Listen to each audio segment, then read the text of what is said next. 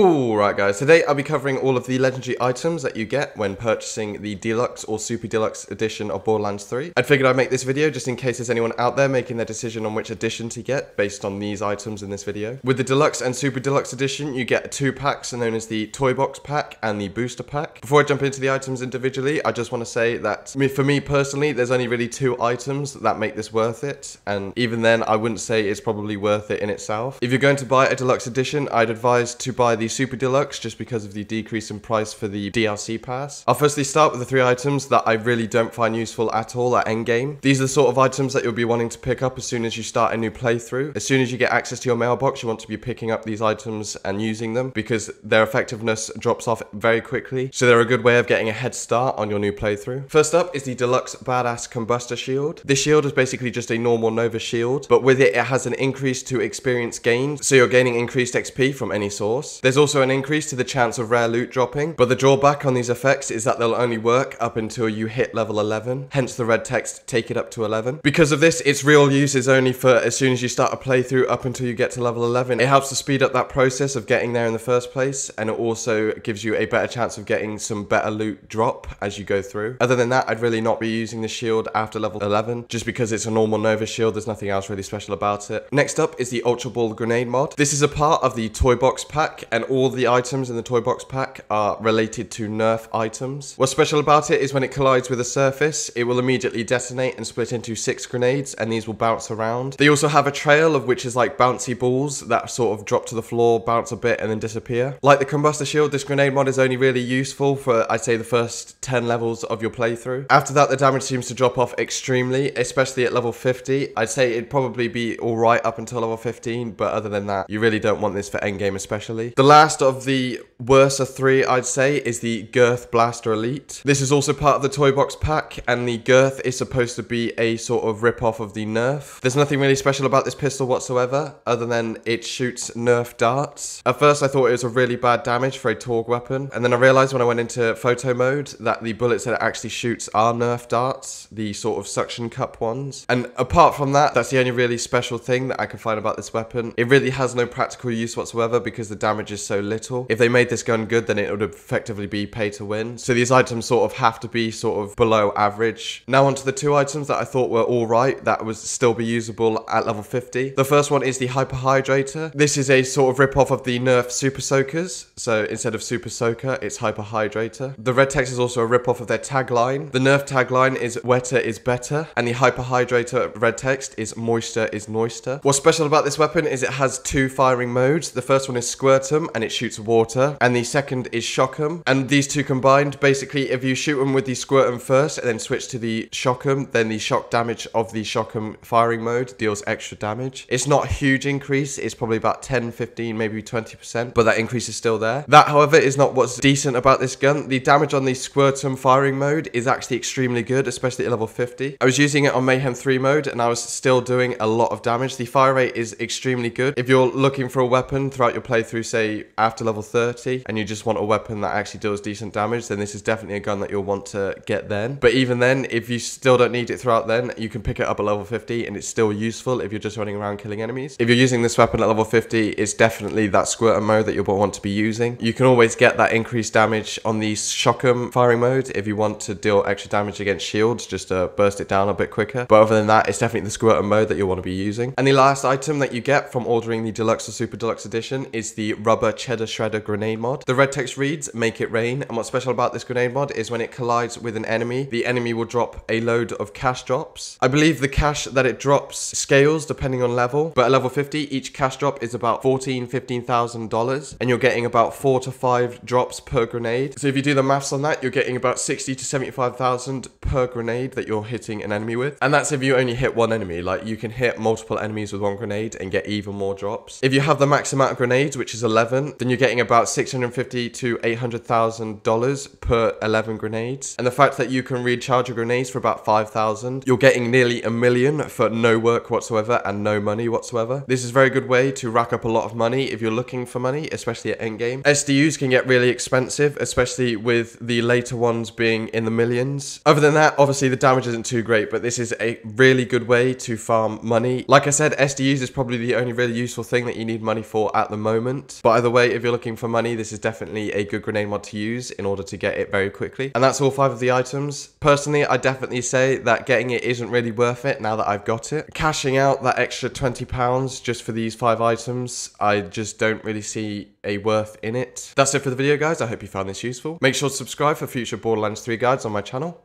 And yeah, see you in the next video.